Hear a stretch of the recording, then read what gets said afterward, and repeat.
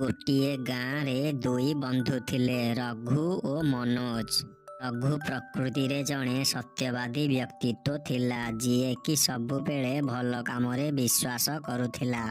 ଅପରପକ୍ଷରେ ମନୋଜ ସବୁବେଳେ ମିଛ କହି ଅନ୍ୟମାନଙ୍କୁ ଠକିବାରେ ନିଜର ଜୀବନ ଅତିବାହିତ କରୁଥିଲା। ଦୁଇ ଜଣ ସାଙ୍ଗ ନିଜ ଜୀବନରେ ଅଲଗା ଅଲଗା ପଥକୁ ଅନୁସରଣ କରି ନିଜର ଜୀବନ ଅତିବାହିତ କରୁଥିଲେ।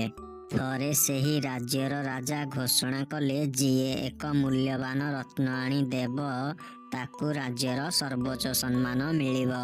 ଏହି ଘୋଷଣା ଶୁଣିବା ପରେ ମନ୍ଦବୁଦ୍ଧି ମନୋଜ ଚତୁରତା ଦେଖାଇ ସମ୍ମାନ ହାସଲ କରିବାକୁ ଚେଷ୍ଟା କଲା। ମନୋଜ ଜଳରେ ଥିବା ଏକ ସାଧାରଣ ପଥରକୁ ଆଣି ସେଥିରେ ଆକର୍ଷଣୀୟ ଭାବେ ରଙ୍ଗ ଲଗାଇ ରାଜାଙ୍କ ପାଖକୁ ନେଲା। କିନ୍ତୁ ସତ୍ୟବାଦୀ ରଘୁ ଅସଲି ମୂଲ୍ୟବାନ ଜିନିଷ ଖୋଜିବାକୁ ଚେଷ୍ଟା କଲା। ରଘୁ ଗୋଟିଏ ଘଞ୍ଚ ଜଙ୍ଗଲରୁ ମୂଲ୍ୟବାନ ହୀରା ପାଇଲା ଏବଂ ତାକୁ ଆଣି ରାଜାଙ୍କ ପାଖକୁ ନେଲା। ରାଜା ସେହି ଦୁଇଟି ଯାକ ପଥରକୁ ଯାଞ୍ଚ କରିବା ପାଇଁ ତାଙ୍କର ମନ୍ତ୍ରୀକୁ ଆଦେଶ ଦେଲେ। ମନ୍ତ୍ରୀ ପରୀକ୍ଷା କରି ଜାଣିଲେ ଯେ ମନୋଜ ଆଣିଥିବା ରତ୍ନ ନକଲି ଏବଂ ଭୁଲ। ଏଥିପାଇଁ ରାଜା ମନୋଜ ଉପରେ କ୍ରୋଧିତ ହୋଇ ତାକୁ ଦଣ୍ଡ ଦେଇଥିଲେ।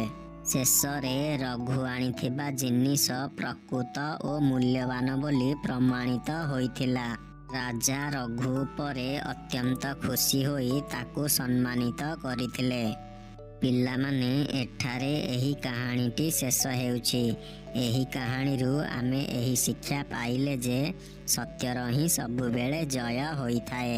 ପିଲାମାନେ, ଏଠାରେ ଆଜିର ଭିଡ଼ିଓଟି ଶେଷ ହେଉଛି। ଏହିଭଳି ମଜାଳିଆ ଭିଡ଼ିଓ ଦେଖିବା ପାଇଁ ଏହି ଚ୍ୟାନେଲକୁ ସବସ୍କ୍ରାଇବ୍ କରି ପାଖରେ ଥିବା ବେଲ୍ ଆଇକନକୁ ପ୍ରେସ୍ କରିଦିଅ।